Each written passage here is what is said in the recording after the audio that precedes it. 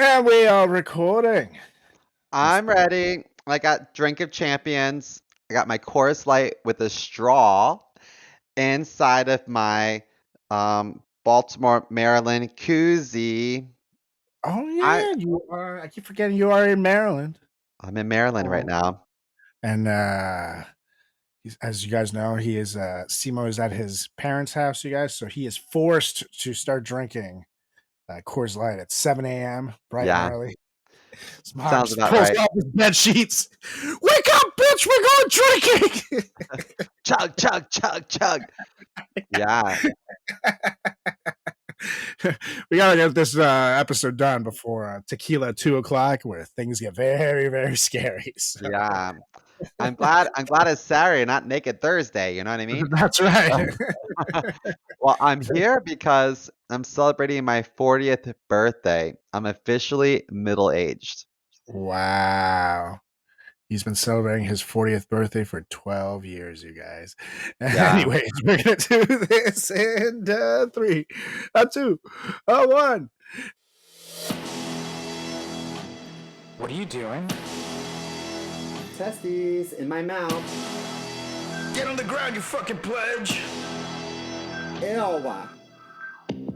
Welcome to the greatest podcast experience of your life. This is the FratChat Podcast. All young men like three things. Food, booze, pussy. Featuring Carlos Garcia and Chris Moore. Hey, what's up, everybody? Welcome back to another edition of the greatest podcast in the history of podcasting time. Actually, it's even more special because it's Simo's B-Day edition. It's the FratChat Podcast. I'm Carlos Garcia with Chris B-Day boy Simo Moore. How's it going, Mr. Man? Oh, I'm good. Just, my back aches and my bones are all crunchy and Yeah. I'm Just just so schedule your prostate tired. exam. This is the Oh, year. I administer my own prostate exam like maybe twice a day. It's fantastic. A few bumps in there, nothing else. You know, just who doesn't like a little road bump here and there? So uh I don't really have a whole lot to report. I had a very relaxing birthday. It's raining in Maryland. Is it raining in New York and Jersey?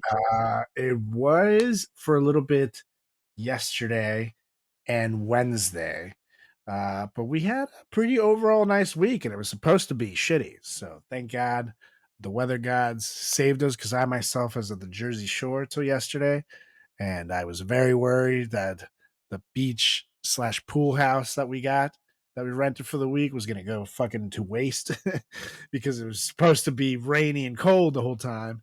And I was pissed. I'm not gonna lie. I was like, God damn it! But luckily, it worked out where uh, pretty much every day except one day got rained out, or Well, one day got rained out. Every other day it was sunny. Sorry, totally said that backwards. I think that's pretty good odds, I think. One of if only one day is a shitty day. Okay, that's Yeah, and it one was day you supposed to drink be inside. every day. Like there were like 95% rain chances. And when like the day before we drove there for every day. And all of a sudden the weather fucking decided to be nice to us. I was like, yeah. Well, I came to Maryland because my sister and I were going to actually drive down to Ocean City Friday through Sunday because I wanted to spend my birthday weekend in Secrets because that's where I celebrated my Yeah, 21st let's talk about it. birthday. Let's talk about it. Yeah, the old secrets. However, there was like flood watches and like tornado watches last night, and I was like, I don't want to drive across the Bay Bridge during a Yeah, fuck thunderstorm. that. It's gonna rain all day today, and so I was like, maybe we shouldn't. So she's gonna come. I think I'm gonna go meet up with her a little bit later, and we're gonna go party it up a bit before we have family dinner. And family dinner consists of crab soup, crab dip, snow crab legs, and Maryland blue crabs, and some shrimp and tater tots and things like that. So Mm. Oh, Stop. Simo. Food porn. Good point. Uh, But you know what though? I love Maryland crab soup. And a lot of people don't know what that is. So Maryland crab soup, as I'm sure you know, Carlos, is that it's a tomato-based like vegetable soup with a lot of Old Bay seasoning, and we use um, claw meat. So crab can have like claw meat, or can have like the white meat from the body of the crab. But the claw meat's a little bit sweeter, and that's what we use in crab soup. And then the white meat we use for crab cakes. Oh, we're having crab cakes tonight too. And so I love crab soup, and I mean, when you think about it, it's pretty healthy because it's just your protein from the crab meat. You yeah, use some broth. chicken broth and beef broth. You use a lot of vegetables, but I don't know what it Yeah. is. It goes right through me. It goes right through me. It's like my body is like, I'm not used to healthy stuff, you know. I eat it knowing it's gonna tear my stomach up. I just love it so much. It's no different than me putting like my arm in a fireplace, knowing it's gonna hurt. But I'm like, it feels so good, you know. So I I don't know what's wrong with me. I eat vegetable soup and my body's like, yeah, pretty Yeah. much. um, yeah, it's I have to say, you're not the first person I've spoken to that says that. I don't know. Maybe it's like the spices that they go in it, you know? I The think it Old is. Bay. I think that a lot of people are sensitive to tomato juice and tomato sauce because I get the same way when I eat spaghetti, and I wonder if maybe just the tomato products are too acidic because I don't think people realize that tomatoes are super acidic. Oh, shit. So maybe No, that's what it well, is. they're a good source of fiber. Says yes, tomatoes can contribute to bowel movements. Yeah, let me tell Wow. you, I am super regular. I've had 3 explosive shits today. It's not even 1 o'clock yet. You hear that, Julie? That explains you too. So we're gonna get done now. And we'll both be single again. No, yeah, I That's had all I no idea got. tomatoes do shit. I had no idea. Wow, we just I feel like now I get how scientists feel when they discover something, important. It's like we did it, Simo. We discovered that tomatoes make you shit. That's right. I want to We did. know what sick fuck ate some moldy food and was like, "Oh my god, this is how we discover antibiotics." Like who would think that? Because didn't Yeah, penicillin come from like mold? Isn't that what saved people for during sure. like I don't know, the plague or like smallpox or things like that? Well, yeah, penicillin's come a long way in life. In life, I don't know why I went southern all And of a like, sudden. Like me and my well, because grandmama, we had some penicillin back in the day. no, I think it's so interesting is my grandma told me that like people I mean she's dead, so she told me a long time ago. But she told me that, She said it from the grave. Simo, penicillin is awesome. yeah. So so she told me that like a lot of people back then they had a lot of kids, but a lot of times the kids didn't survive because like, there's so many like sicknesses, like polio was a bitch, like crazy. And so nowadays, like thanks to like modern medicine and science, like we've been able to like eradicate a lot of like diseases. And so if my grandma Yeah, was alive now to hear that these like snowflake fucking weirdos are against vaccinations, and if she were alive to see that Texas has measles again, she would be going yeah, crazy. Like, why on earth would you not believe science? Like, science allows like kids to grow up, you know? yeah. And so it's so crazy to me that there's so many people in like I guess Texas, or I guess they're like followers of RFK. What's his name? John F. Kennedy's No, nephew. RFK. It's RFK, right? Robert. Yeah. It's RFK.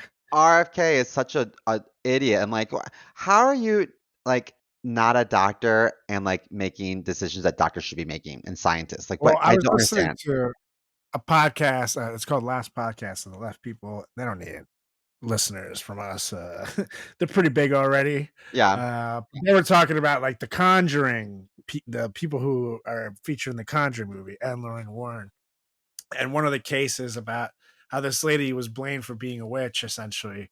And the thing was because there was a lot of kids that were dying, but they attributed it to her, even though that was just the norm back in the day.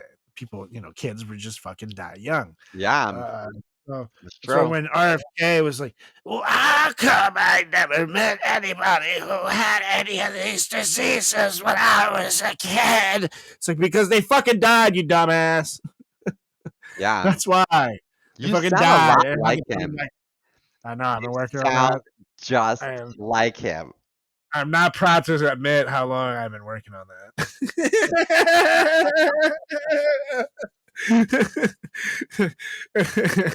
it's like the tough part actually wasn't even learning how to do the voice. It was how to throw in the tone of condescension in there. Yes. That's really what made it difficult. Otherwise I would have been out with it months ago. But yes, no, it's fucking stupid. To me, Fucking he's stupid. not like a clean bill of health. Like I get really Oh uncomfortable hearing him. But yeah, if I was deaf, then maybe I would give him leeway because he's in incredible shape. But totally. because I have my sense of hearing, I just can't focus on his voice. And It he makes me took so his kids uncomfortable. swimming in sewage water the other day. Like this literally Oh, happened. He's a fucking dumbass. Like, I'm so gross. sorry. Okay? Like he has like 2 or 3 good ideas. Like because I can't. The broken clock is right twice a day. Certain things, chemicals from foods that should be removed, like that Europeans don't even have in their set. Like I'm down for Mhm. shit like that. But like that's about it, RFK. You got to chill on everything else. Vaccinations shit, stay out of it, bro. Just stay out of it. Don't Did even you don't s- even say a word. did you see on the news that Donald Trump invited was it the president of South Africa? Yeah. That went terrible. Oh my God, it was so embarrassing. It gets And worse and worse. he showed pictures of like, this is proof that white farmers are being, you know, He showed videos that were stitched racially together, targeted and murdered. Like, what? and he had no idea where they happened either. It's like, oh, I don't Yeah. know.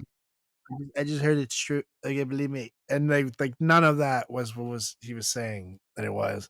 And the president of Africa, son of I think it was South Africa, he was just so confused. He's like, we have to speak about these in your office so you can tell me where these happened." "Oh, I don't know where it happened." "Okay, but I believe it." "Okay, because look at that video. It's a pretty good video." "Okay, it's Oh all stitched gosh. together. Do you see And the then star cut?" "Okay, look at it. It's a great video." "Okay, you've seen the video, okay, Racimo? You've seen it, right? A lot of white people there. There were a lot of dead white people. I'm just saying." and then the woman that made the video was like, this was like a humanitarian effort. Like I that's my video. This is not fair. It's oh gosh, it made me so uncomfortable. And then that stupid cunt. What's that girl's name? She's the House Speaker. Oh, Caroline Levitt, I Levitt. think it is. Oh, she's Yeah. horrible. And Fuck her. she like blindly defends um Donald Trump everything he says. I'm like, this is not gonna age well for you, girl. You're And that's how she's young. gonna keep her job. But, Ugh, and I'm thinking to she's myself, one with a funny history. She, married an old rich guy yeah. and very quickly had a baby Hmm. and then very quickly got this job. So, I guess, it is, what they say. It's who you blow. I mean, who you know. I'm sorry. But Oh yeah, good for Simo. her. I To be fair, she's the longest lasting press secretary I think he's ever had. I don't think any of them ever lasted this long in the first administration. In the first administration, if you think Spencer. about it, the stuff that he was doing was nothing compared to the shit now. So this chick is Yeah. like trained to be like an evil puppet for this guy. She's doing it well. Every time she speaks, I just want to throw something at her.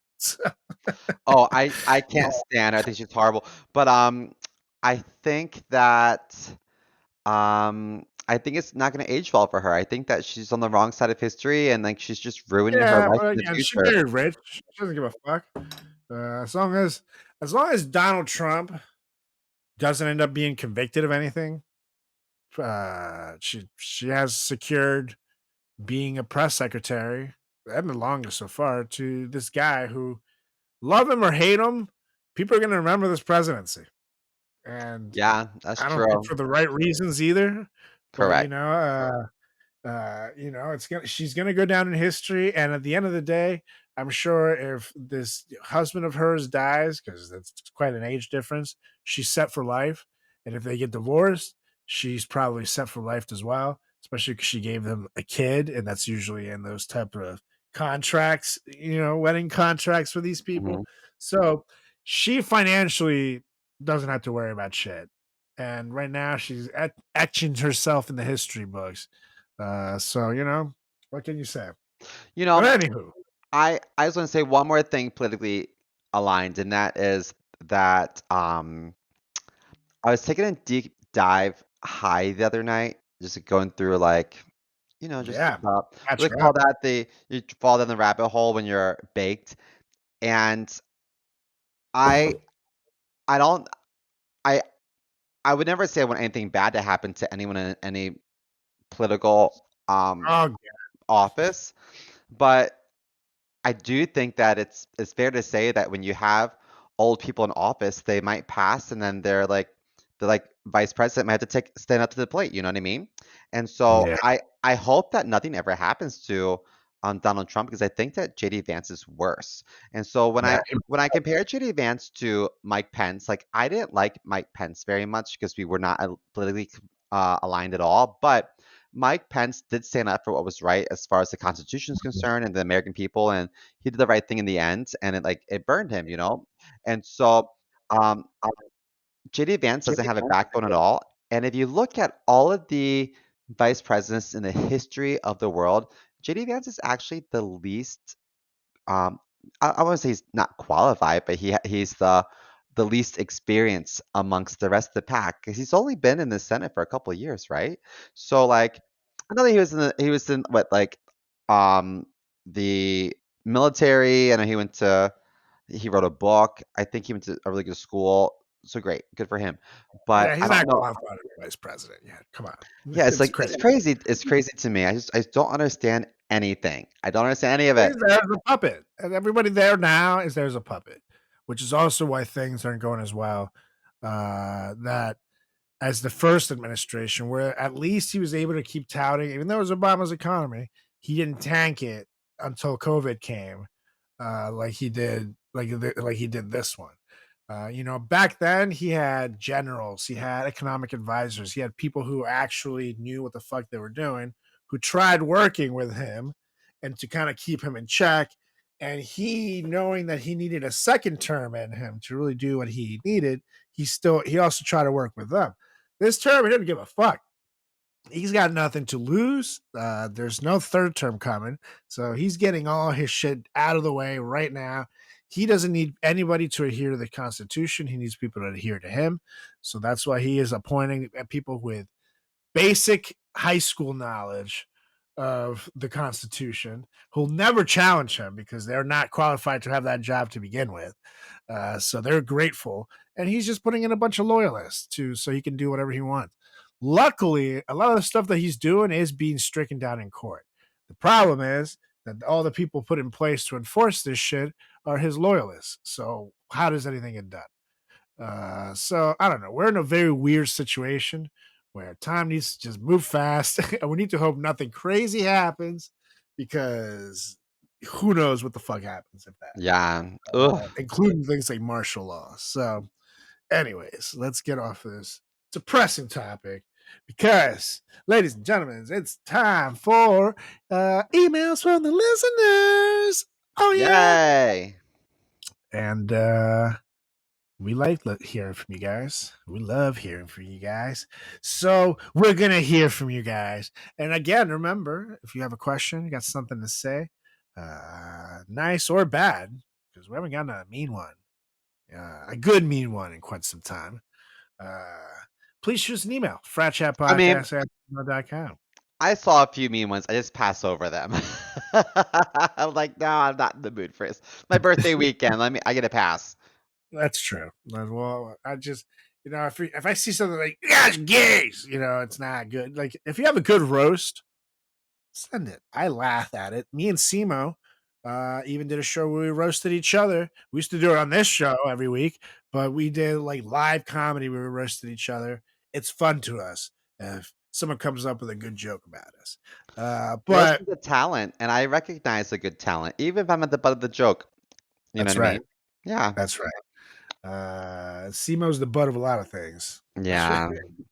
Including the joke. But yeah, send us an email. We like your jokies. But anyways, I'll lead us off this week because I think yours is a better main event. But let me see. This one is from it's from a lady, as the ladies man used to say Ladies, Saturday listen to us. night. Yeah, right. Okay. I am as shocked as you are. I'll take Okay. it. This is Let's hear it. Alyssa from North Carolina says, "Hey, Carlos and Chris, I just listened to your episode, The Florida Man Files, featuring Ron Prendamano. Who? And I couldn't stop laughing at the gator tossing at Wendy's story. Ron trying to justify that madness was comedy gold. It got me thinking, what's the wildest thing you've ever done or seen someone do that could rival a Florida Man headline? Maybe a fraternity prank gone wrong or a bizarre college party incident. Keep up the hilarious work. Your podcast is the highlight of my week. Thank you, Alyssa from North Carolina. That's awesome. That sounds very Thanks, nice. girl. We appreciate you. Yeah. What is something crazy that would compete with Florida Man that we've done? I Ooh, don't know if that I is can compete with that, but I can tell you that during because this is like senior week time, I guess, because people are right, graduating.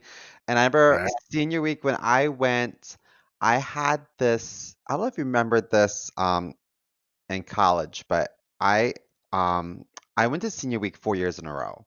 The first year I was a big loser in high school. The second year I just joined a fraternity and I had some friends. I went down to the beach with some fraternity brothers, and every year after that. So um And I before had Simo finally graduated high school. yeah. And so I had a blow up doll named Lola. I think you're too young to remember this, but I had a blow up doll that Ew. I would Oh, bring yes, everywhere Simo. as a joke. And so I brought this blow up doll Joke. to the Every beach. night you hear, guys. I brought this blow up doll to the beach and I would like sit on her back and lotion her up in front of families and like parents to like relocate their blankets. Oh That my was so god. gross. I would go out into the water holding her hand, and then lifeguards would be like, "You can't have a flotation device." I'm like, "What may be a flotation device to you is actually like the love of my life My to girl. me." You know? And so, I would dress her up.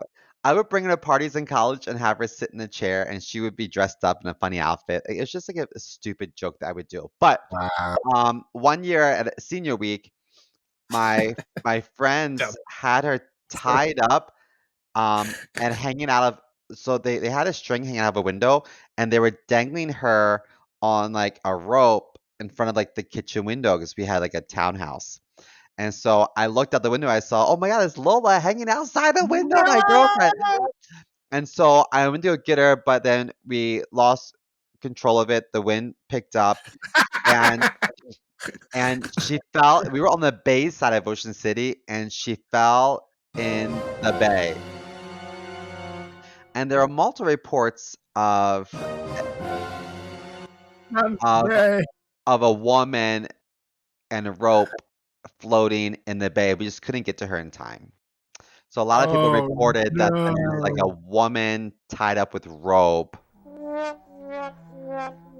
and it was a prank gone wrong. I didn't do it. She was safe in my room. They went in there and they confiscated her.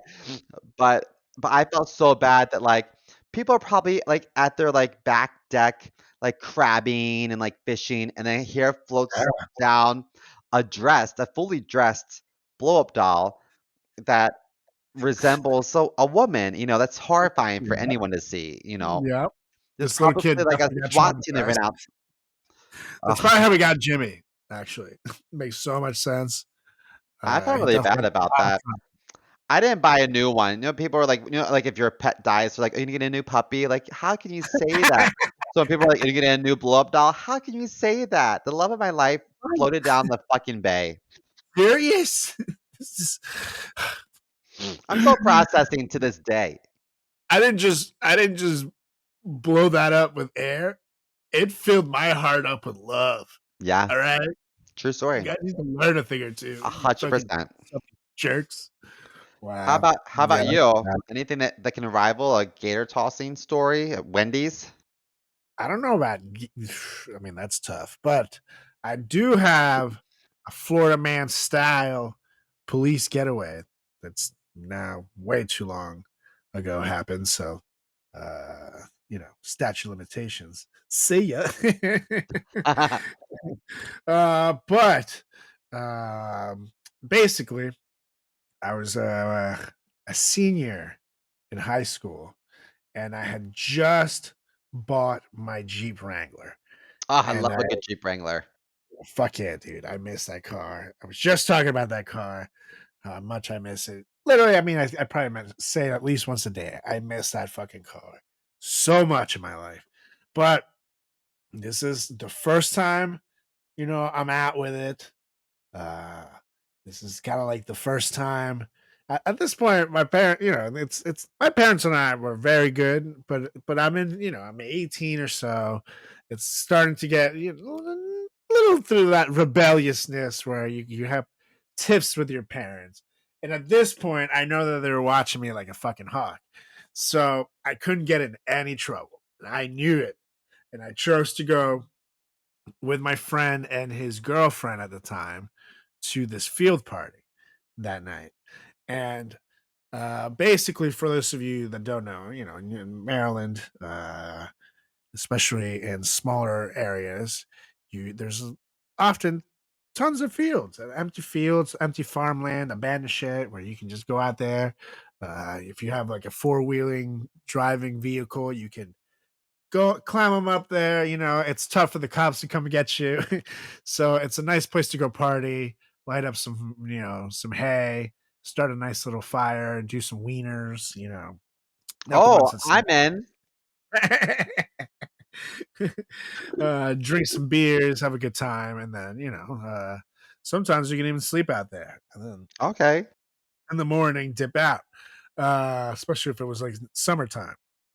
But as I'm getting in there with, as I said, my friend and his girlfriend in the car, we realize that the party's getting fucking busted, and all the roads are covered. And I see that, if I turn around, there's cops coming my way too. So they're gonna get us. We have beer in the car.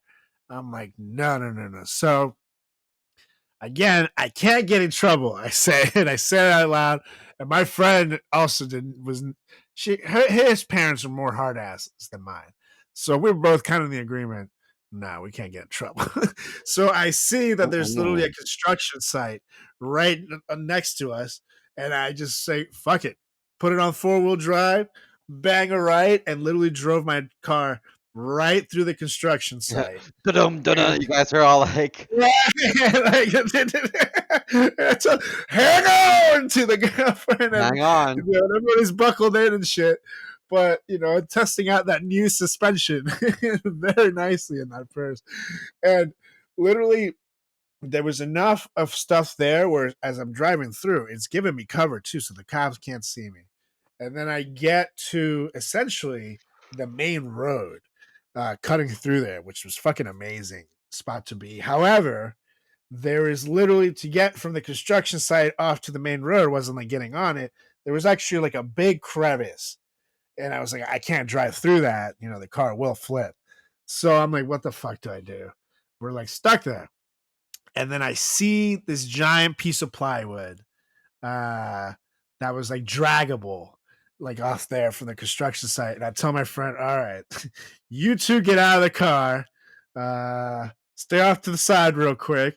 I had my friend help me bring the piece of plywood over so I can stack it from the construction site to the road and basically do like a little bridge thing. And I said, I'm just gonna fucking drive it down. The car is just me in it. It's thank God it's a Jeep, so it's a lighter vehicle. There's nothing in it, so it's I'm gonna hope for the best. And literally, fucking slid down it on like I made sure to just do it in one go. I didn't break at all. No time for this ramp to react.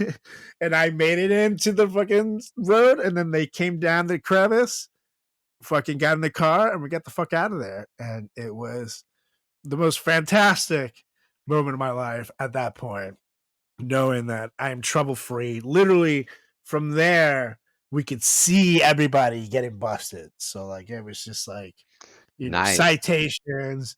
Who knows what the fuck? People have to go to court and shit after that. I don't know. I didn't get busted. That's So a that's nice my feeling when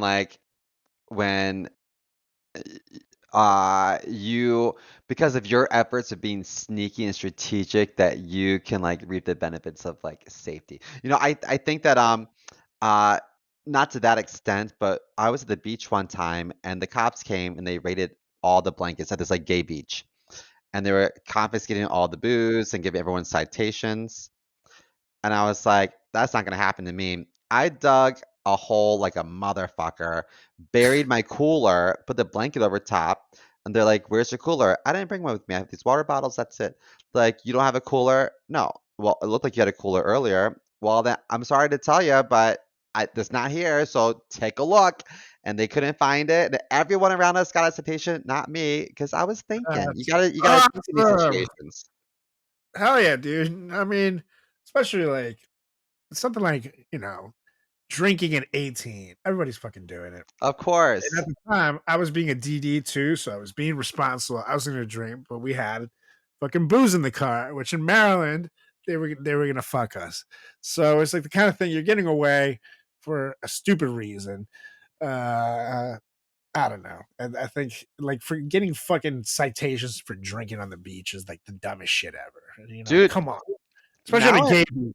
Come on, well, you now in freak. Maryland, if you're under 18, you don't get like in trouble for anything, especially in Baltimore City. Everything's decriminalized. So even like even if you like armed robbery or like even if you like murder somebody, like they're gonna give you an ankle bracelet as a minor. It's crazy. But I did want to tell you that this is a long time ago. Rest in peace, Mike Johnson. But I think that he drove or did like a donut or like drove over the Michael Phelps family home, like their yard.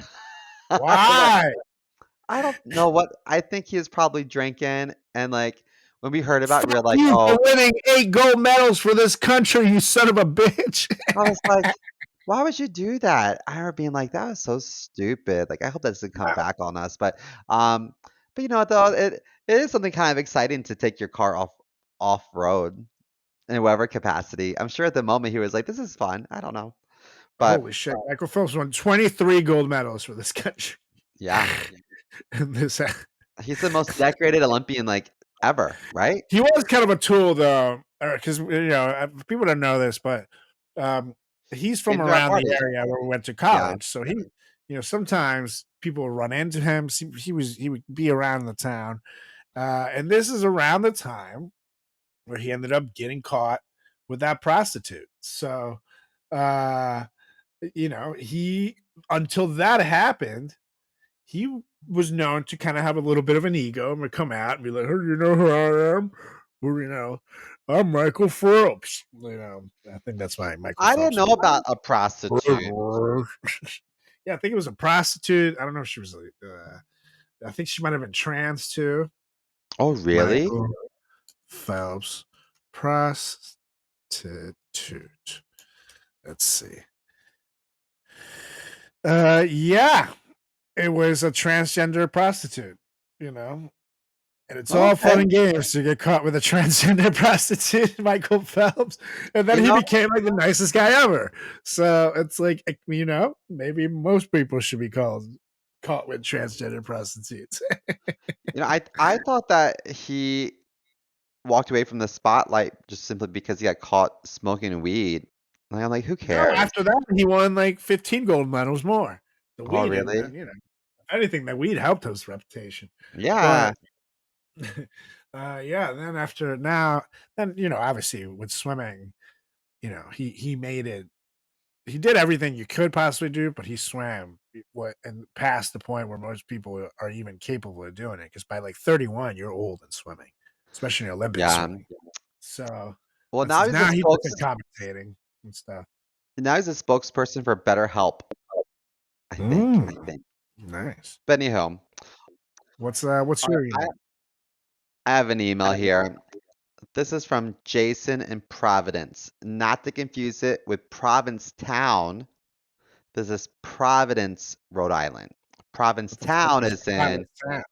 Provincetown is a gay destination outside of Boston. It's like near Cape Cod. Boston near Cape Cac. Uh-huh.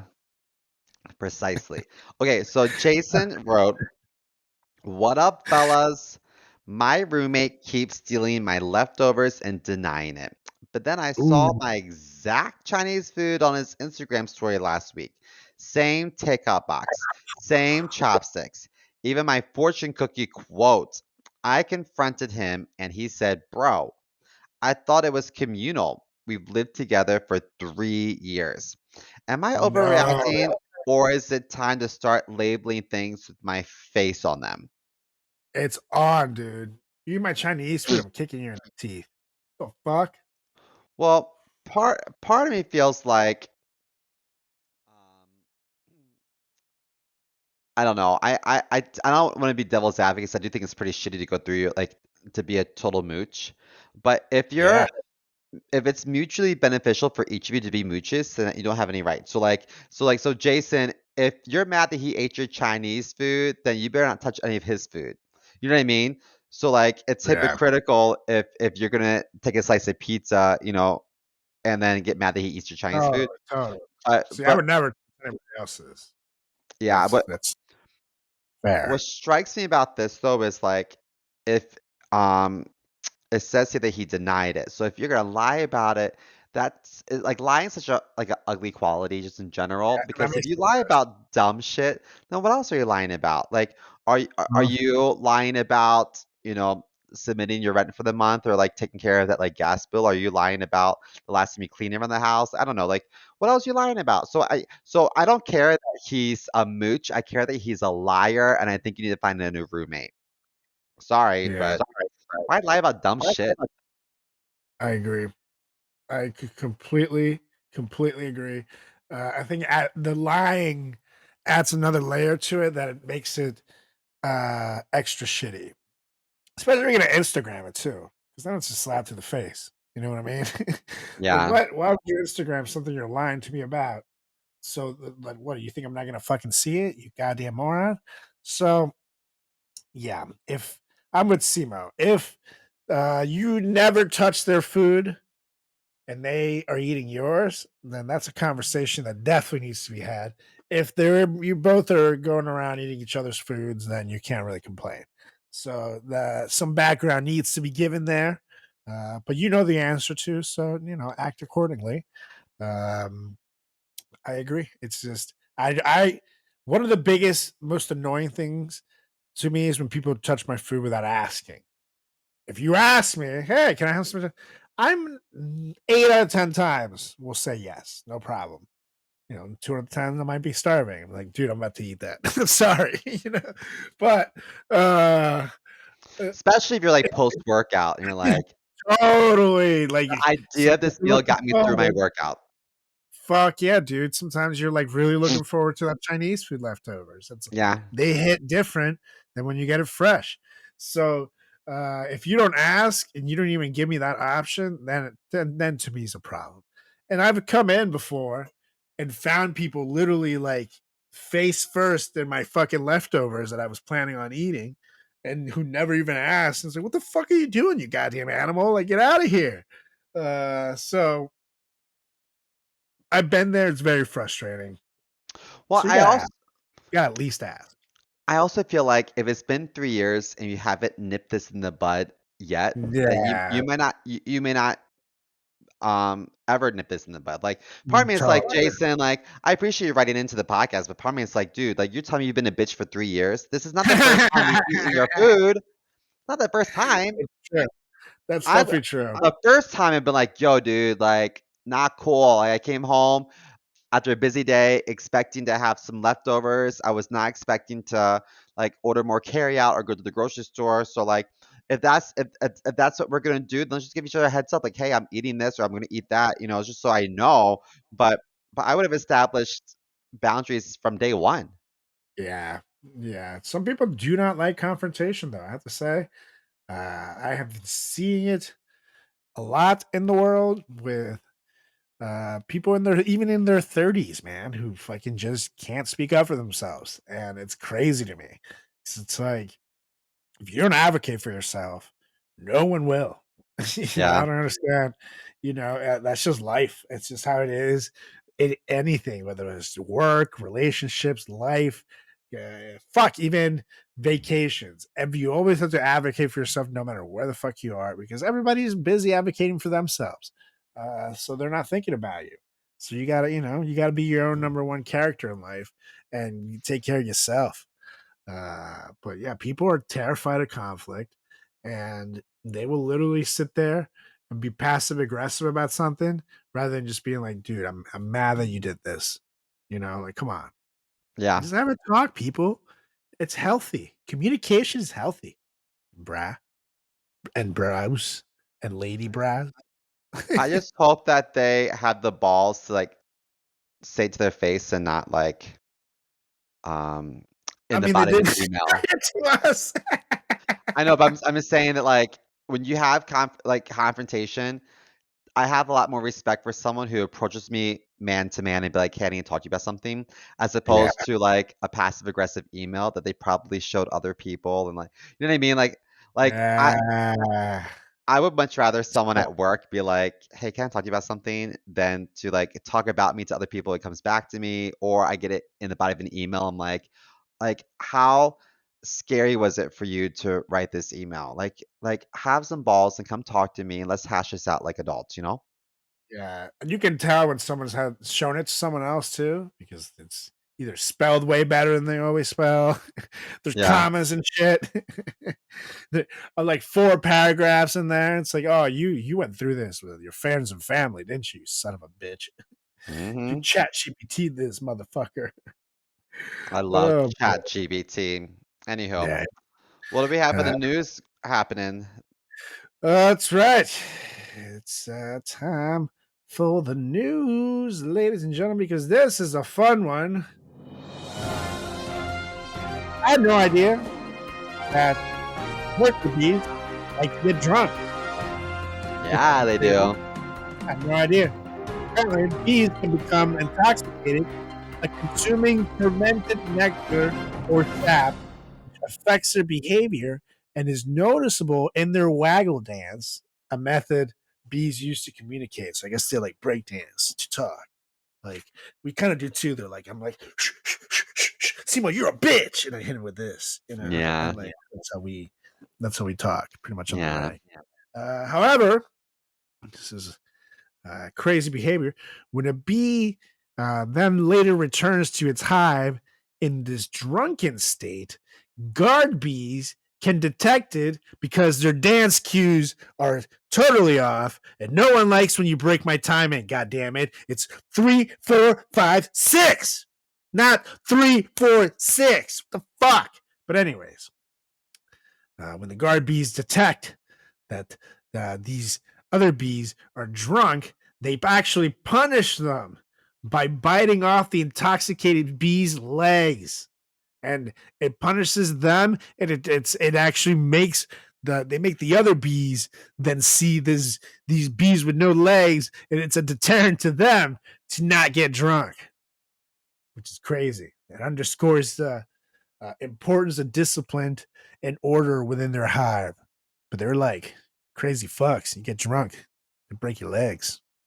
That's Can you wild. imagine coming to work drunk one day? Or even like, can you imagine performing and the like booker is like, "Hey man, listen, like unfortunately it was brought to my attention that you were a little overserved for your set. So, you know the rules. Like, I'm gonna break your leg, or I'm gonna like bend over. I'm gonna gnaw off one of your limbs.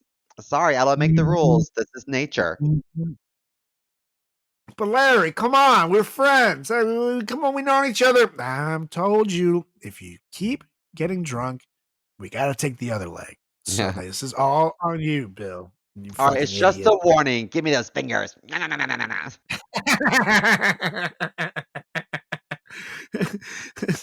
You look like you're enjoying this way too much, damn it. Me? No, I hate this as much as you do. Come on, I'll dip him in mayo. But you know, though, Yeah. like I looked at that article, I was like, that's really intense. But then the more I think about it, it's like, what's the like the average lifespan of a bee? Like there'll be more bees in like a few weeks. You know what I mean? Oh, let's see. They live 5 to 7 weeks. Yeah. And in the winter, so these are born, the ones that are born in the fall or winter can live 4 to 6 months. So, that's a long time to have Without your legs. I mean, they have broken. 6 legs. They have 4 more. That's true. That's true. So you can get drunk a couple more times before you're just like a Yeah. flying little nut. Yeah. Exactly. That's fair. And I guess if they take the first 2 legs, they can't be expected to do the dance correctly ever again. So they can just get as drunk as they want. That's true. How do you do the dance when you're missing 2 legs? I'm Can sure you there's like a little imagine me? choreography. Can you imagine me at Greek sing practice or homecoming being like 5, 6, 7, 8? No, cut, everyone, stop. I know you were drinking and your legs are out of here. It's Anyone else? BC, Anyone else caught drinking?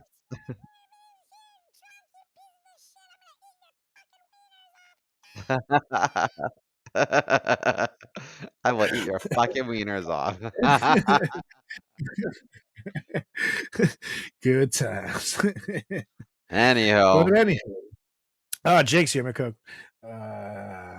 We are moving on to a segment that everybody loves, unless you're part of the problem and yeah. you're not the drag queens.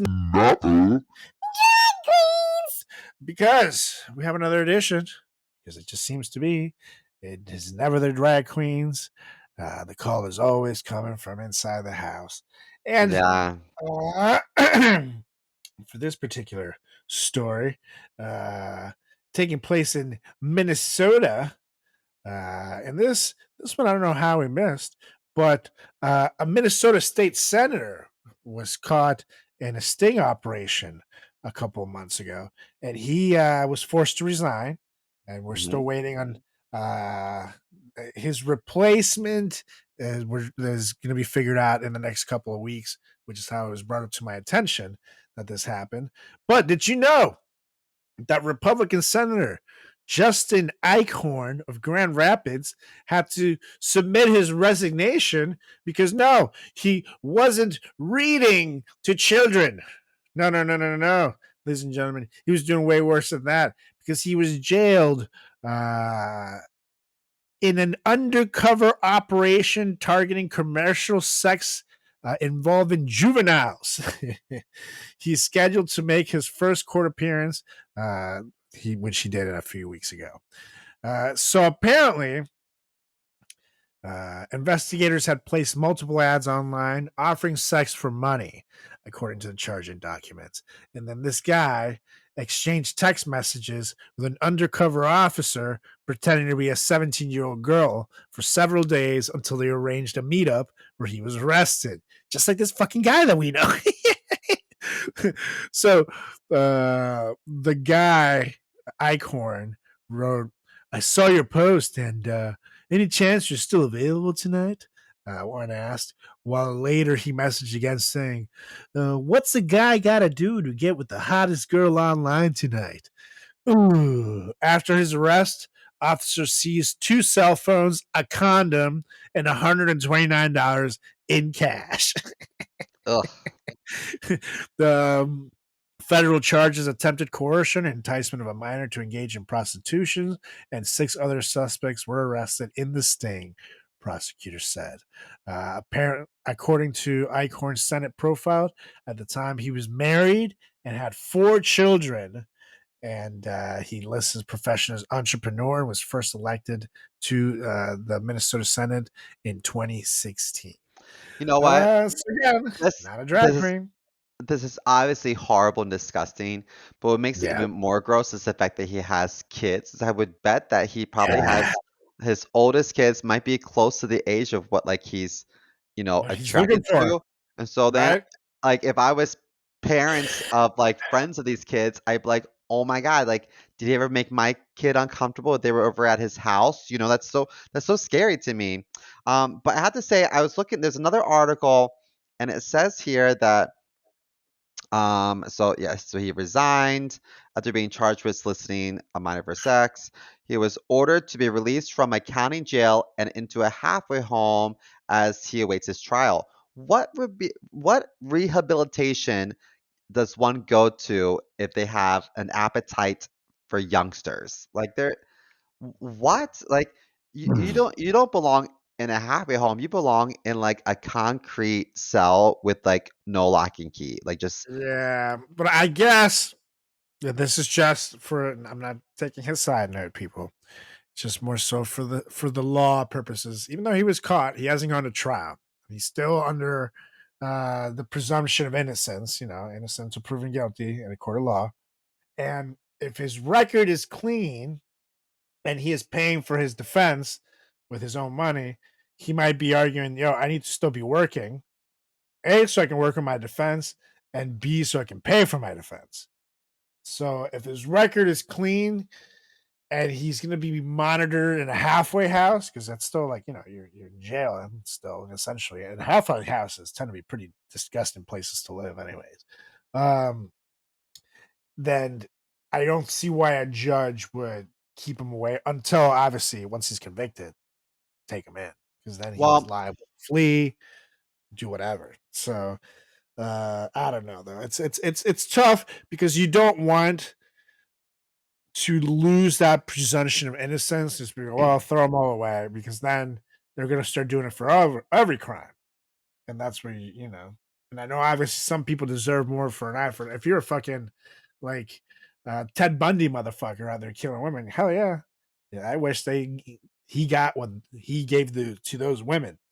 You know what I mean? Someone came in and did exactly, but unfortunately, death penalty doesn't do that in some cases. He got the chair, or whatever the fuck it was. So it's not as bad as what he did to those women, but he still ended up dead. But I don't know. It's like you don't want to necessarily throw away the justice system when it doesn't suit you, just because you might be at the wrong end of that justice system, and then one day they'll fuck you. yeah, I understand your point, but I do think that when it comes to soliciting sex from a minor, when there's smoke, there's fire, and I would bet money this is not his first rodeo, and I'll also bet money that a lot of other cases are going to arise from this case. So Totally. we will I agree. see. We'll keep you posted, listeners. Yeah. So again, doesn't seem like it was a drag queen reading a book that caused Not the a drag issue. queen. It was just another Republican. Oh boy. Yep. Anywho, ladies and gentlemen, boys and girls, children of all ages, it is time to get to it, because this week we're rewinding the old VHS and diving ourselves headfirst into a time when the fashion was loud. It was definitely questionable and dangerously flammable. That's right. We're talking about the 90s style, baby. We're taking a hilarious walk down memory lane through the decade that gave us the butterfly clips, the slap Mhm. bracelets, and Yes. enough denim to choke out a goddamn Levi's factory.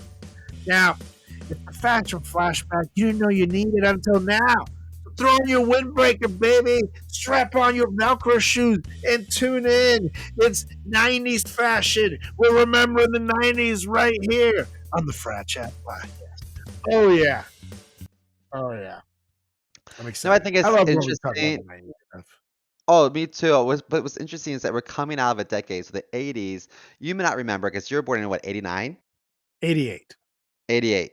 So as much as you make fun of me 33. for being old, we were both born during Reagan's administration. So we are very much the Yeah, same for me generation. towards the end, and you towards like the very beginning, when he was like Governor Reagan, I don't so know about that. But whatever. during the 80s, there was a lot of really like when I think of like Trump Tower being like lining tacky gold and whatnot. Like that to me was like 80s. Like 80s was all about like wasteful extravagance, huge shoulder pads, huge Yeah, hair, lots of hairspray. Like, it was lots of jewelry, tacky, chunky jewelry. It was horrible. So like the 90s was like the opposite. yeah, it really was. It was almost Almost. like Yeah. almost like a modern hippie-ish. I don't know. It's weird to say because it was also fashionable and it had its own thing, but it was just totally different. Yeah, it really was a completely different world. It was colorful, but it was also grungy and dark, and there was just a little bit of everything for everyone. But I Uh, but I think it was very much influenced by the music scene, and we'll get into it. But I uh think the music scene, and also I think like athletes became like um even bigger. superheroes. I mean, like I feel like before the 90s, yeah, like we like revered athletes, but like once the 90s hit, like athletes were Well, Michael Jordan superstars. changed the game as far Yes, as Space what Jam. success, yeah, of an athlete anybody thought could even be. And Michael Jordan came in and shattered everything. So there's a reason why he's still the king. Yeah, And Michael Jordan, Cal Ripken, Tony Hawk, like yeah, I remember playing Ken Griffey baseball, home run derby. You know what I mean? Like totally. these Have the athletes really Mark monetized McGuire, their fame. Oh the yeah, McGuire Sammy Sosa home run race. yeah. Uh, for the 62 home run record. Yeah, that's I remember that. Yeah. George Maris, I think was the guy's name that had it before. Yeah, that was a fucking crazy time to be alive. Pro wrestling was also huge. Everything was huge. Good times. But the fashion is what we're here to talk about today, ladies and gentlemen, because the fashion was also very huge and very fun. That's I gotta say. Everything was just like fun. I don't know. I miss how pressure free and commercially fun things used to be. But we do have we usually do a top 10. However, these two bonus ones were just too good not to include. Because remember mood rings back in Oh, the of back in the course. 90s? Yeah. Hey, because nothing said science like a $3 piece of jewelry that claims that it can read your soul. Spoiler alert, it didn't track your mood, it tracked how fucking sweaty your finger actually was, but we all believed. We all Yeah. thought that was like, oh man, look, put it on. That's changing colors. And this emerald, it's going to show that I'm mysterious. But no, Stephanie, it means you just microwave a goddamn hot pocket and your circulation sucks. And that's why it's blue. Go see a fucking doctor. Are you pensive or are you constipated? That's right. I don't know. You don't have a lot of mental pressure. It's a lot of physical pressure in your Yeah. anus. You got to release that fart. I think I'm Release sorry. I don't mean to interrupt you, fart. but I think it's pronounced anus. Anyway, go That's ahead. right. Sorry. I apologize. It Next time. is You know. anus. I want to be respectful to all the anuses out there. Hmm. But Hmm. another one on the bonus side. Remember butterfly clips? I remember Oh when you used yeah. to wear them in college. Of course I do. So basically, these were like tiny little plastic hair clips that were somehow always in like bright neon colors, and Hmm. still people would lose them within a week, and then you could see them from a fucking mile away. And girls would layer like 14 of them across their scalp, like some kind of like decorative exoskeleton thing.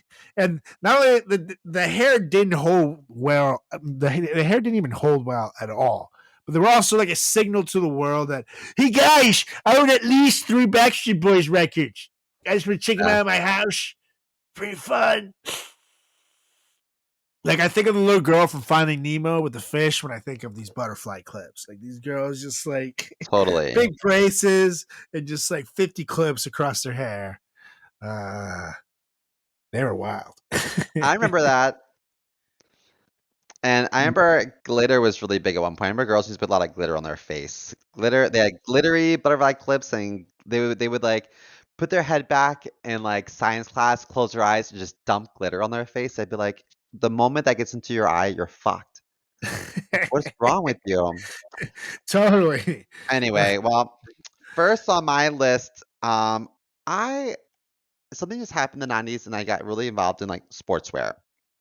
Especially Yes. in middle school, and Yep. it doesn't it could be either, like, track pants or a track suit or like, at one point, I remember Juicy Couture specifically had these, like, velour track suits that everyone wore, or, like, I was really into sneakers that, like, basketball players wore, so obviously Jordans, but I also had, like, Penny Right. Hardaway shoes and, you know, Oh. I, I I don't think I've ever even watched an entire basketball game in its entirety, but I had all these, like, basketball jerseys, I had a million baseball caps, and, I just think that sportswear became very much integrated into everyday fashion that I didn't see that in the 80s. In the 80s, you might see, like, baseball tees or, like, short, like, track shorts or high socks, but nothing that was like, um, not Again, the man himself, Michael Jordan, once the Jordans came out, yeah, people were like, "Holy changed shit, you it. can market things to an individual athlete? Like, what?" And then everybody else started getting their shoes. But who's still the top dog? Michael Jordan. Their shoes But still sell like fucking if you hotcakes, man. if you think about it, like, in the 80s, people would wear different brand names were really important. Like, oh, this is, you know, a vintage, um, Christian Dior. This is Valentino. But like in the 90s, we were like, I'm rocking Nike. I've got Reebok. I've got Yeah. Adidas. Is all these like sports brands. Like Foot Locker became huge. So we didn't care about high fashion. We cared about like streetwear, or I guess is that streetwear? Yeah. Sportswear. Yeah, sportswear, athletic wear, Yeah. and looking like it also very I get what you mean with streetwear because it was also the hip hop culture taking off, and Mhm. people trying to look like that, and that was what was cool. You know what I mean? So, but it was like everybody was doing it because even fucking mobsters were walking around with these fucking tight ass track suits and shit. And it's like these are like 275-pound Italians. Like, hey, Lenny, let me get my track suit on real quick before we go whack this guy. Very comfortable. All right, you should Yeah. check out the threading in these pants. But make it way easier. I'm not. I don't feel. I feel like I'm so free. I got all this movement I can do. Like, check it out. Check it out. Look at this. Look at it. I can straddle this guy's face with my balls before I shoot him. Very fun. Very fun. Very fun time. And a little very slim. It's very nice. Uh, yeah, good times. I think everybody was into it. So yeah, I think it's a good one to start with. Sportswear was the look, ladies and And gents. I wanted to go first because I think this might lead into yours a little bit. They sure Your first were one. because the 90s were not the 90s. And sportswear in the 90s was not sportswear in the 90s without the world famous tearaway pants.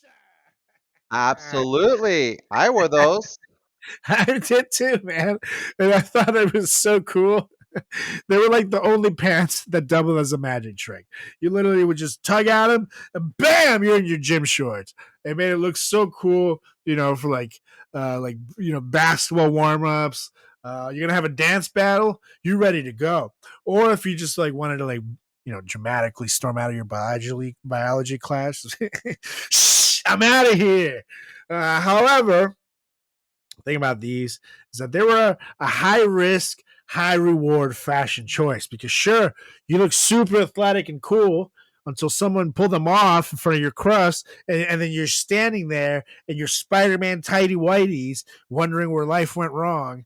And just I gotta say, I pulled off someone's someone's pants and they were wearing nothing underneath. and and it was like pretty much ruined his chances with this girl, because let's just say it was very, very cold that day. So you had to Oh, know to wear shorts or something under this, because they became part of like pranking people. Someone was wearing tearaway pants. There's gonna be some ass that'll come like what, and yank him off, or I do think the one leg, and you say, "God damn it!" I have to fucking push every button, clip, clip. I think your little friend that you pants, I have a feeling that it might be cold every day of his life, not just Yeah, that particular afternoon. But I do think that, you're almost asking for it wearing those pants like on the school yeah. bus. So I never wore my buttoned up tearaway Adidas pants without knowing that at least I had some like fresh, cool looking boxers. And some of those brands at the time might have been like Joe Boxer or Totally. different athletic brands here and there. Totally. It's like you have No to. tidy whities ever. No, no. That's just, you have to know what to wear under those, because there was always a dick. There was always a dick. And in life, there's always a dick. So write that down. Mhm. If you learn anything from this show, just know that dicks are generational. There's always a dick. And one day, these tearaway pants will come back into fashion. Oh, 100%. Fashion is very cyclical. So just remember, people, when they come back around, watch who you wear I'll them be around. ready. This is very funny. I'll be ready. Well, my next one, I don't know if the term is called. I think I've heard people say this before, but it's called the kinder whore look, like kindergarten/whore. And I think in the 90s, a lot of people, especially like people like Courtney Love, would mix Okay. elements of like grunge with like super feminine pieces of like a baby doll decor. So like Totally. it'd be like grungy, but they have like big barrettes, and they would wear what I hate. They're called Mary Jane shoes. They have like bulky shoes, maybe have a little bit of a heel potentially, but always has like a strap over it. Um, Right. but I think that there was it's like Hello Kitty meets, I don't know, like goth. So there was a moment that a lot of girls would dress like this, and I called it the Kinder whore look. Do you know what I'm talking about? Yeah, no, totally. Now that you mentioned Courtney Love, I totally do. It's it's how do you describe it? It's almost like if like the hot model girl decided to do cocaine. And she's like strung out. It was like it was half hot but half like scary. And it was not quite goth, not quite like preppy. It was like a combination of the two. And yeah, it was cool as shit. I'm not gonna lie. There was a lot of women that could pull that off. But Courtney Love really was the one back then that really did it until she went real crazy. I'm looking She had online. a period of a couple of years where I was like, damn, Courtney, you might want to chill out with some of that cocaine, girl. So it's like it might be like kind of like a slip dress with like lace socks and faux coats, cardigans, a lot of black accessories, a lot of ribbons, hair barrettes. A lot of Right. girls have super bleached blonde hair and be messy with like bright red lipstick, rip tights. And corsets with the boobies, like boop. Yeah, dude. Boobage was in the 90s. It was so I was like, that's what it's like hot but scary, you know? Yeah. Like you couldn't quite take your eyes off it. And that is really part of the 90s as a whole. You'll notice like a lot of these things you would see it and it was just, I don't know if it was quirky or weird or what the right word is for it, but you just couldn't quite take your eyes off it. And it was the 90s were very attention grabbing, I But have I to say. think this was early 90s. This is like early to mid 90s. But I also think to myself, like, these were the girls that probably got pregnant in high school.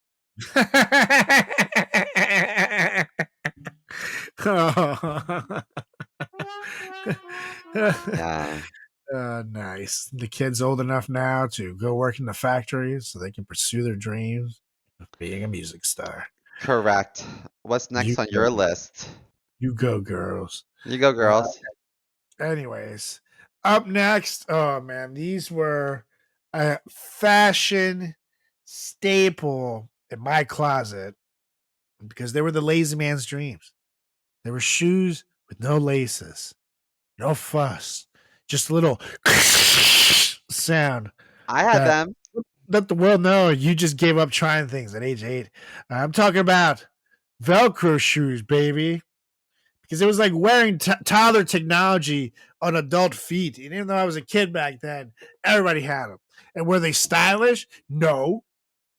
Fucking no. Were they functional? Absolutely. Most functional shoes ever.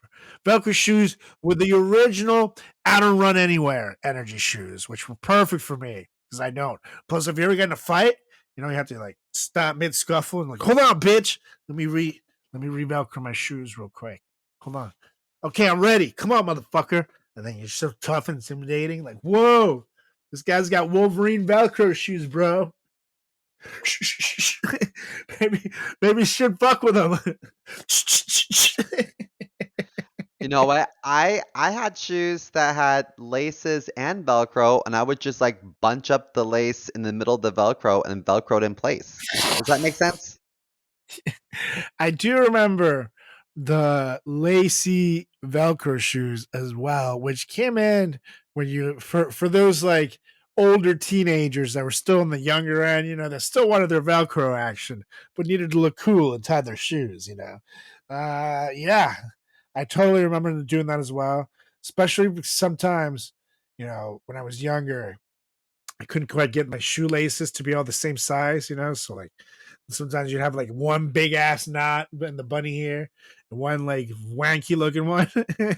that would always come apart. So then you just fucking like bunch it all up and put the Velcro over it, Absolutely. and now you're safe. Shit, I need to get Julie those shoes. Actually, that's exactly what she needs to this day. Her shoes, when she ties them, the knots come out in like 15 steps. So everywhere we go, it's like, hold on a second, I have to tie my shoes. And then I sit there like and I'm listening to this woman who's turning 30 this year, going, bunny ear, looking around in the bunny ear. But then she needs to double knot it. Tell her she got double Yeah. knot them shits. Even you can double or triple knot them. They still come apart. I don't know who taught her how Oh to my tie God. shoes. I don't have the patience to do it. I have, I have shown her the way enough with good movies and things like that, where it's like, okay, you're on your own with your shoes, girl.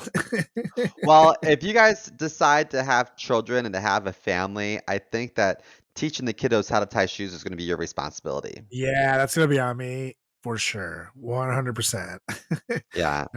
Not leaving that train wreck over to Julie. But yeah, Velcro shoes, man. Velcro shoes were the absolute best. Uh, I'm not gonna lie. If they made a comeback, I know I would look like a dork, but I would totally wear them. It's like I think they're less dorky than Crocs, and Crocs are fucking still in somehow. I would never wear one of those ever in my life. I just can't No, do it. never, I also feel never. hypocritical because I made fun of him so much. I'm like, at this point, I can't because I was such an asshole about it. Yeah, I agree. I've said too many things. It's like Teslas. Like I've said too Yeah. many things. I can't. I'd be such a hypocrite. Now, if they came up with like a great car that I was like, oh, this is actually a wonderful performing car, I would maybe switch my mind. But that also still hasn't happened. So, I just for some reason, I don't know what it is, but I feel like whenever I see Tesla drivers on the road now, they're like the biggest assholes on the road. I don't know if you noticed that. They like cut people off, don't use turn signals and shit. And the thing with a Tesla, it's a very quiet car. That's one thing it does have going for it. It's a very quiet car. So if you're not paying attention, it'll just fucking like hit you. Yeah. And I've seen so many assholes, and now it's like, of course, it's a Tesla. It's become like a normal part of my life.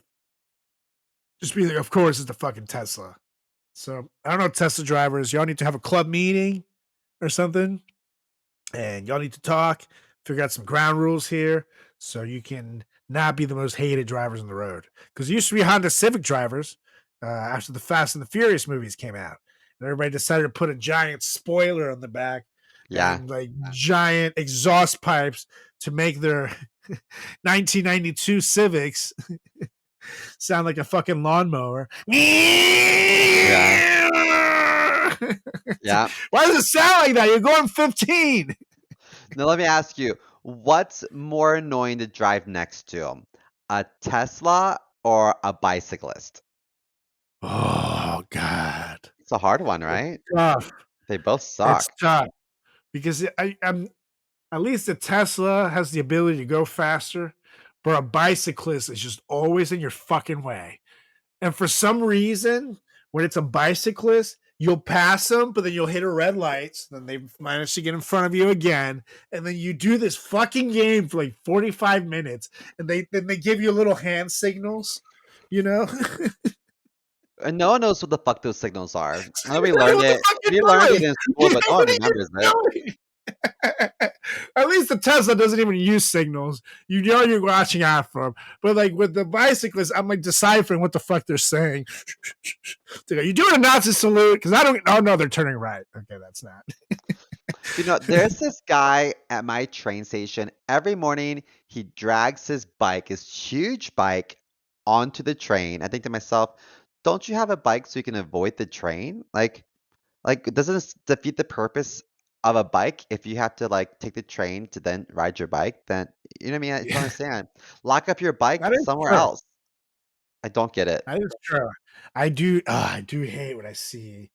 The only ones I'll give a buy to are like the food delivery guys that are going from like the city to Hoboken to deliver food, and they're taking their like Grubhub bike because it's for work. I get it, I but guess so, but I want you I real hate quick. seeing the Think, train people.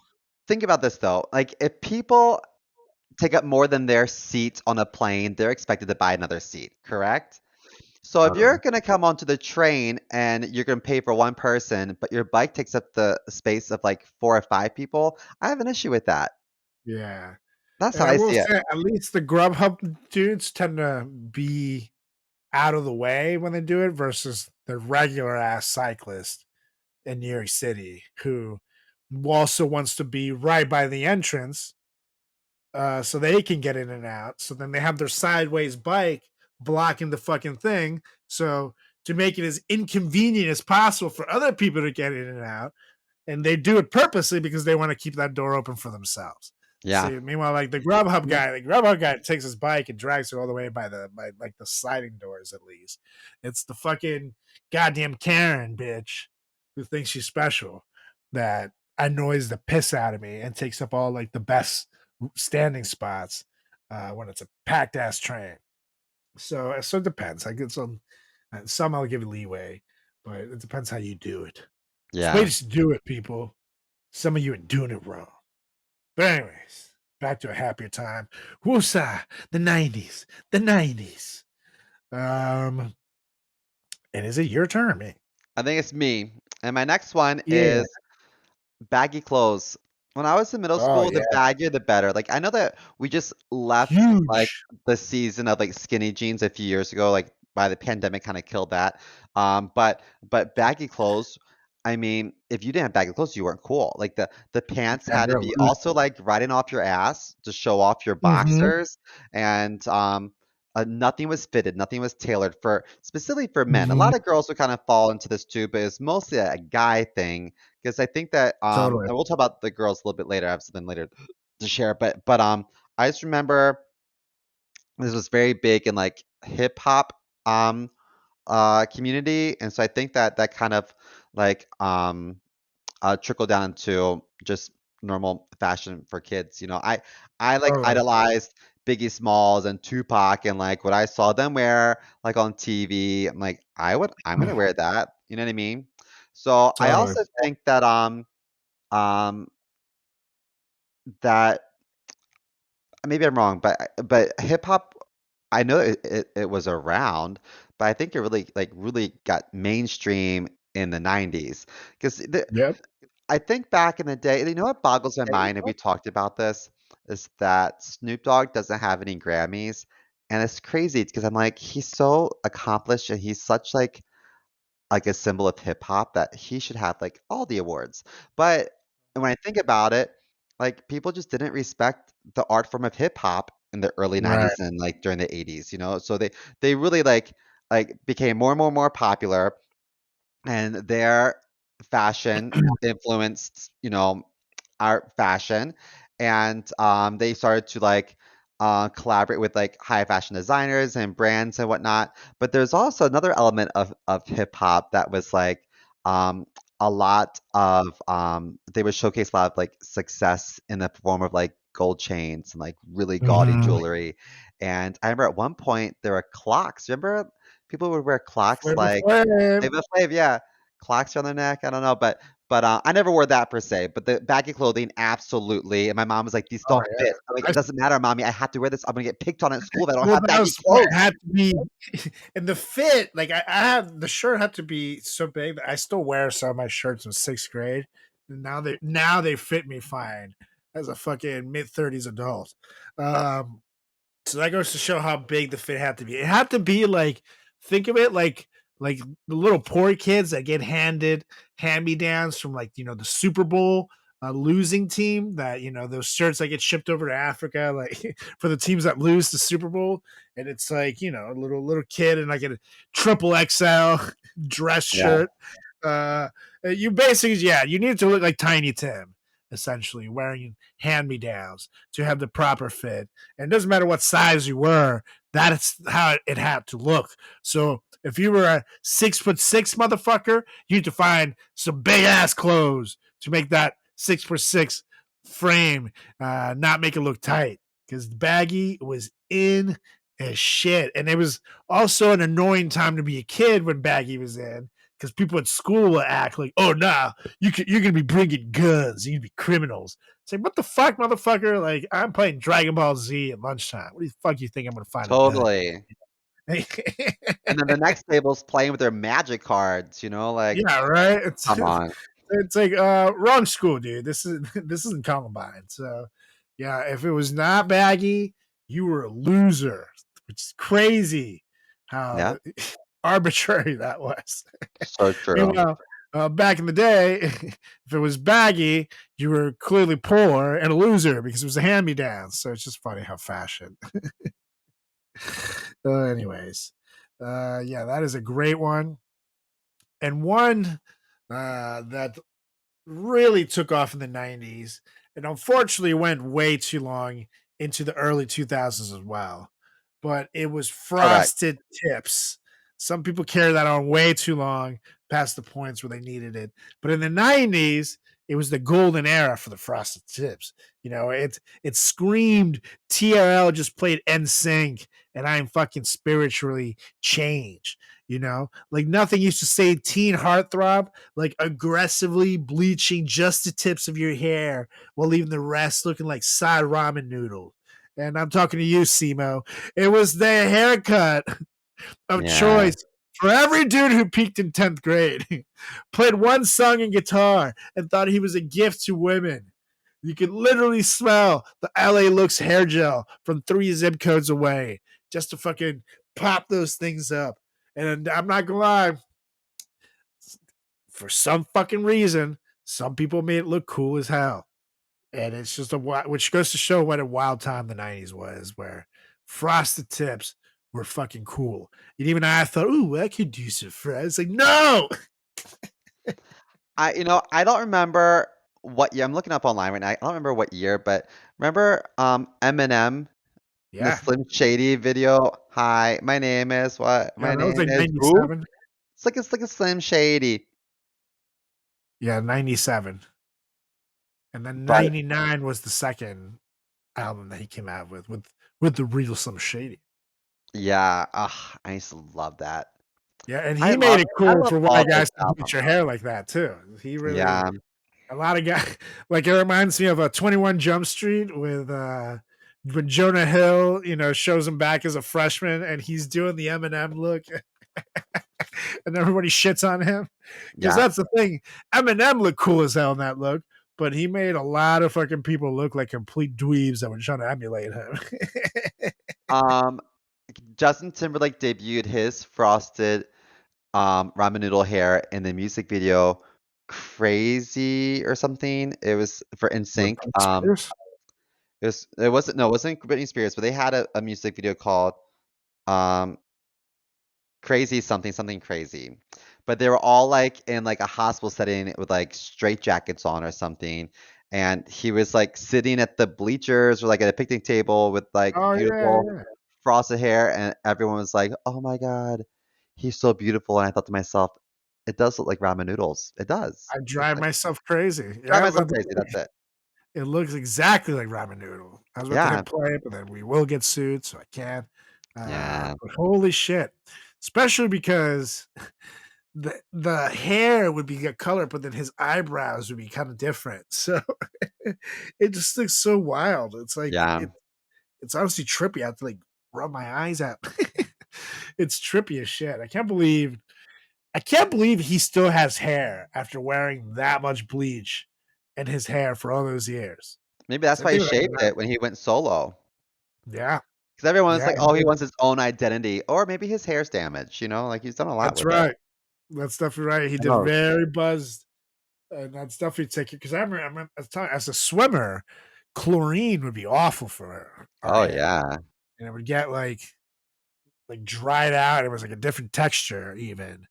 Uh, it almost felt like dreads, but for some people, I can 100% convinced that they ended up bald because they swam too and never took care of their hair. But yeah, that's like the same shit, man. That bleach cannot be good for you, and I can't Yep. imagine smelling that every day because you have to take care of that, and you gotta constantly reapply and fix and shit. It's like, ugh, you get fucking ripped.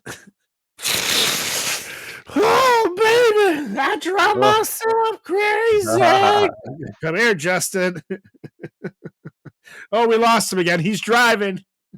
No, no, not again, Justin. He drives a little too fast in the Hamptons. You gotta be careful. Mhm, mhm. it was Yikes. it was all that bleach. Well, next up on my list, I think influenced me the most when it comes to the world of fashion. And so when I look at like the way that people, specifically girls, approach like fashion agencies and like how they go for auditions or go sees. I always think about this look, and I'm a little bit disappointed with where fashion's gone today, but it just shows how old I am. You know what I mean? So, in other words, um, I grew up when I wasn't modeling until the early 2000s, and so when I was modeling, we still kind of like pay tribute to the decade that came before us. And so it was all about like clean lines. You want to showcase your figure, neutral tones, and nothing too extravagant. So I think that like um, minimalism reflected a desire for like an understated elegance and a rejection of the over the top styles of the previous decade. So like Right. I remember watching like Tyra Banks, America's Next Top Model, and learning that there were like really strong, specific elite modeling standards. And elite was an agency that was like the top modeling agency, and so we always would, and my agent would talk about elite modeling standards. So, Mhm. so in other words, like clean lines, simple silhouettes, neutral colors, black, white, gray, beige, and but like high quality materials. And one of these was like a silver satin slip dress with this like minimalist look. And I saw a lot of supermodels wearing this, and so a lot of girls who wear this going out and about, but it almost looked like they were wearing like 90s, out at Right. the clubs. So it was always like Mariah Carey wore stuff like this. Like people wore very Victoria thin, Beckham, the Spice Girl. yeah. That was kinda her, like, look. It was like a slip up, but it was super classy too. Yeah, It was so funny. a lot of dresses that resembled that of like a slip that you would wear underneath the dress, but they would wear a slip, it also kind of like almost encouraged unhealthy like eating habits because there's no room for Spanx under that, so you had to just make sure that you were in incredible shape to showcase these like very revealing slip dresses, you know. Totally. You have to have, like, a perfect physique, which is why the '90s had a lot of cocaine. Black cocaine, there's no curves. People did Yep. not embrace curves until the 2000s.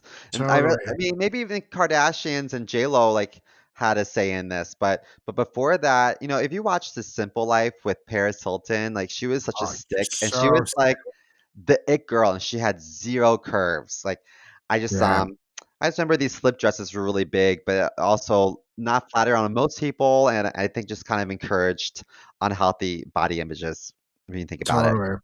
Totally. Yeah, the 90s were not the best time for healthy body image. I think, if you were like a size 3, you were like fat in the Yeah. model, world. So, I can see why there was a lot of cocaine, a lot of, eating disabilities and shit. Cause I'm looking through these images right now. I just slip on dresses in the 90s and these models, and yeah, not a fucking curb in sight. It's like, how the hell could you be that skinny?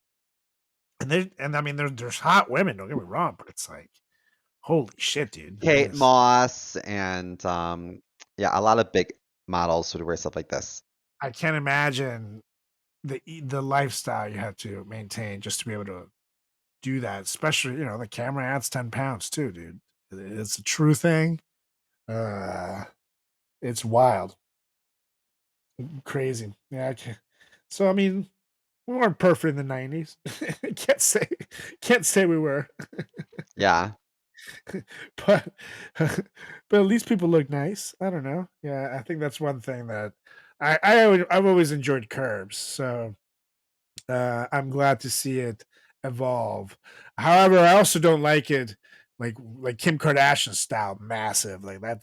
That also led to an unhealthy body standard too in its own way, because people started getting like butt surgeries and shit to match Bra- the look. Brazilian butt lifts Yeah, and butt implants and injections. and going to these like crazy discount places to do it, because obviously no one can afford to fucking do the surgeons that the Kardashians do. So it's led to a lot of issues that people have had that they wouldn't have, that they were just fine with doing some squats Yeah. and getting a realistically sized booty instead of Kardashian sized. So I will say, uh, whichever way you go too far in, it's always the issue. You got to have balance, people, right in the center. But anyways, moving on. I have two left on my end. Simo has one, and this one was a classic part of the '90s, which is why it came at my number two. It is the bucket hat, which was the Swiss Army knife. Excuse me, of a 90s headwear, because you could wear it for fishing, for hiking, or for Simo pretending he was in Boys to Men, and like doing that little choreography and stuff. Yeah. You either wore one of these because you were super into hip hop, or because your grandma gave it to you. Again, like Simo over there. But either way, you look like someone who sold fake concert tickets at the mall. All right. It was It was like a Gilligan hat from Gilligan's Island. yes. And I never had one. I never wore one. I actually don't like myself in hats unless it's a baseball cap, but I never ever jumped on this bandwagon. I couldn't do it. I couldn't. I was too embarrassed. And they even took it a step further. There were the bucket hats with the top of the head cut off so you could spike your hair through. Yeah.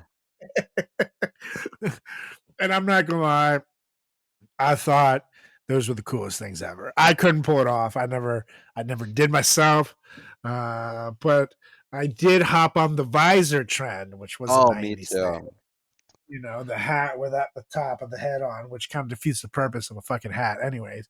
But I would literally get a visor and wear it backwards. So the rim of the backwards. It's just like a backwards hat. And I thought it was so fucking cool for doing that. I Or love wear it the good sideways. visor. But you know what Yep. though? There's this guy, I like vividly remember this. I'm not gonna say his last name. His name was Scott in high school. He wore a mesh visor. And I was like, wow, that's so cool. I came home, I was like, Mom, I really want to mesh visor with this guy, Scott, at school. But then the next day, people made fun of him so bad. They were like, you tool with this mesh visor, like And they called him And they just beat him senseless. and they called him a dead monkey in school. And he didn't look like a monkey. He's like your average Joe white guy, but they call him a dead monkey, and I think it's because of the mesh visor. I remember like running home from school the next day and be like, "Mom, like Do not please, buy me the please don't abort the mission. I don't want the mesh hat anymore. No way. Only losers wear that." Um, Anywho, I love a good They visor. I gave wore him mine 6 backwards too. Wendy's. Yeah, That's the thing. That people were ruthless in the 90s. Like, like if you didn't wear the right shoes, like I remember Airwalk shoes were big in the 90s too. And if yeah, you weren't wearing, they're like with that, they came out a lot of knockoff shoes. And there was one that looked just like the Airwalk, but the symbol was upside down. And that's how you knew. So a lot of people would wear those and just hope to God that no one noticed that they were wearing the offshoots, because then they would get destroyed in school. And it was just like the most ha ha, you're poor. That's all you would call people back in the day when they didn't have the right clothes. And then like, fuck you, I'm not poor. You turn to Eric Cartman in an argument. But people were fucking ruthless back then. well, for my last one, um, I think that whereas Courtney Love had her like baby doll slash whore look down, her Right. husband, Kurt Cobain, kind of like I kind of attribute this to him. I feel like Nirvana kind of launched this like grunge look, Yeah, and I buddy. feel like the main staple of a grunge look was a flannel shirt, but not like a lumberjack per se, not like a red and black like flannel shirt to go cut some wood, but like dark muted colors of a flannel shirt to be worn over like a t-shirt or like a band t-shirt. But I think that grunge specifically challenged mainstream fashion and promoted a Mhm. more like authentic and individualist look. So Totally. we emphasized comfort and practicality over like any sort of trend. So like the grunge look was like an Oh, anti-trend, but ended up being a trend in itself. You know what I mean? But totally. It gave a trend for the people that didn't have a trend to run to, and it gave a home for kids that were a little disenfranchised from what was going on, from like the hair metal and years and the glam of the 80s that needed an avenue and somewhere to go for the 90s. So yeah, it was huge. I have to say, flannel and ripped jeans and shit like that were just like yeah, huge staple in the 90s. That to this day, people, it has carried on, and graphic tees and shit under them. It's still a look that people like today, but not as hipstery. It was definitely cooler.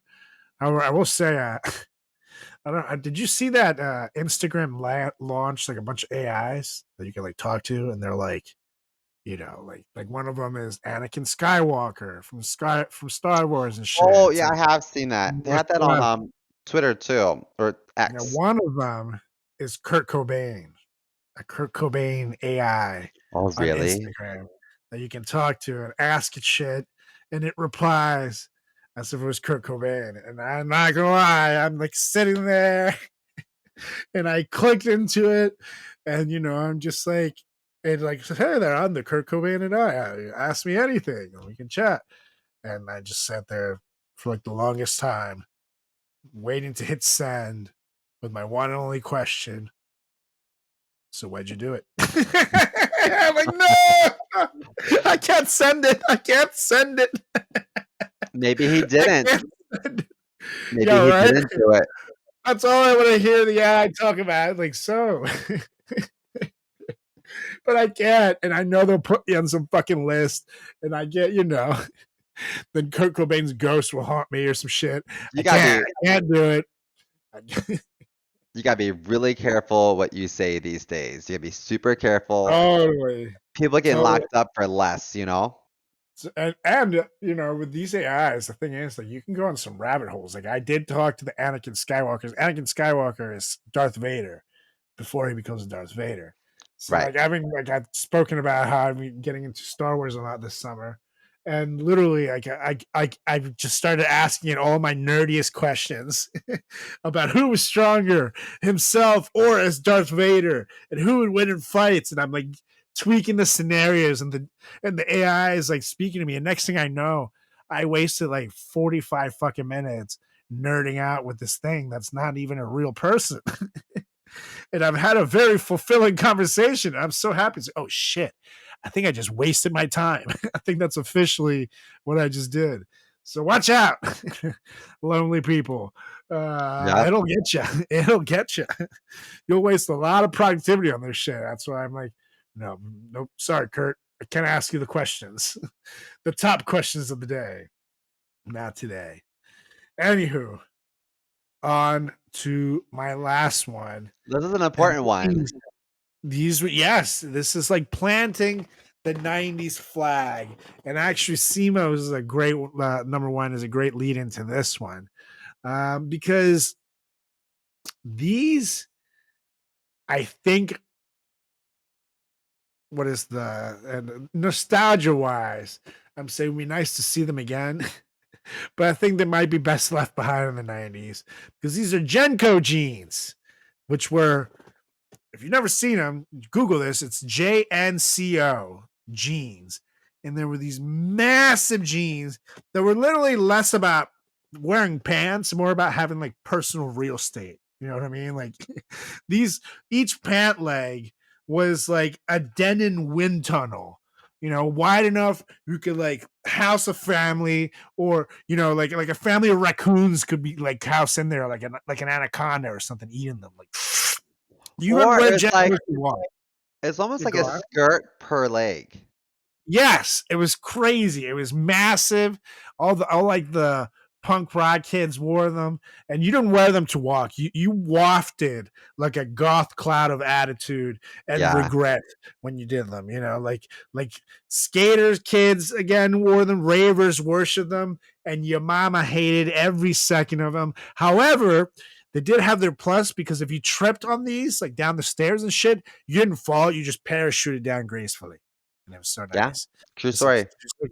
Like a punk rock Mary Poppins and your JNCO jeans. They're fantastic. They've been very useful in 11. Paired with a puka shell necklace, I mean, you were ready. You were so 90s. You were so 90s. Yeah. JNCO jeans. If you've never seen them, Google them. They are ridiculous looking. But boy, if you could pull them off, I have to say, you look pretty cool ass. You look pretty cool in the 90s. I couldn't pull them off. I never had a pair. I wish. I'm not that cool. I was too chunky and short to pull off JNCO jeans. Like, it was not. You have to have the right height, the right legs, not too hairy either, not too non-hairy, because that's also kind of shocking when the JNCO legs get picked up. Yeah.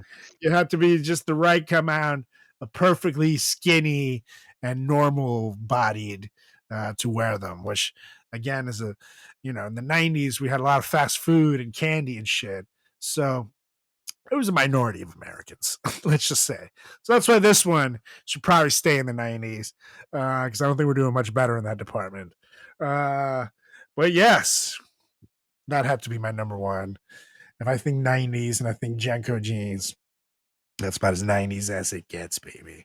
And then you can buy them from Hot Topic. That's right. They were huge in Hot Topic. Yeah. Hot Topic's actually probably happy they don't sell them anymore, though, because each jean would probably take like 3 employees to fold. You know what I mean? Yeah. Like a parachute. That's right. Or you have like to pay people American overtime. It's like, God damn it, you got to fold the JNCO jeans again. Fuck. So, yeah, no, they were not fun to wash, dry, take care of, fold, all that good stuff. But they were cool to wear.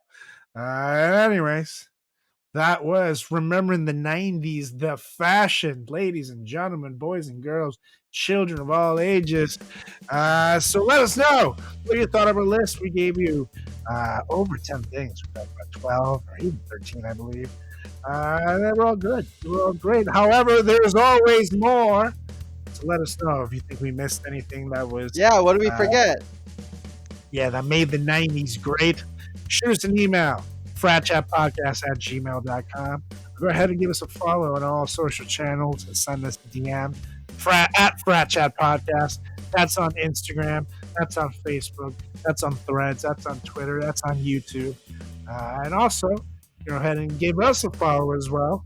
Check out my website, carlosgarciacomedy.com. You can also follow me on all social channels at Carlos Does the World, on Instagram, on TikTok, on Threads, on YouTube, Facebook.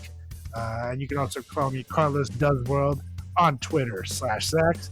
Oh, yeah, and last but not least, follow my good buddy, the B-Day boy, Mr. Chris Simo Moore. Give him a follow at chris.moore.comedy on Instagram and TikTok, and see more comedy on Twitter /X. Oh, yeah. So, Mr. Mo, it's time to go so you can party and also bring in the Pride Month to the Frat Chatters. So, enjoy. Get weird. Everyone, please get us out of here. Why'd you look at me when you said Pride Month? Is there something you know that I don't know? Because you're a homo. A homo sapien, because we're all one species.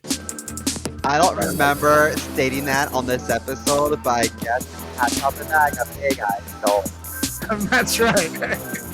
I motion to adjourn this meeting to go start drinking. Ooh, yeah, and I second. All right, you guys, we'll be back next week with another edition of the greatest podcast in the history of podcasts and time. It's the FratChat Podcast. See ya! Go check that tequila, Simo. Peace. Say bye.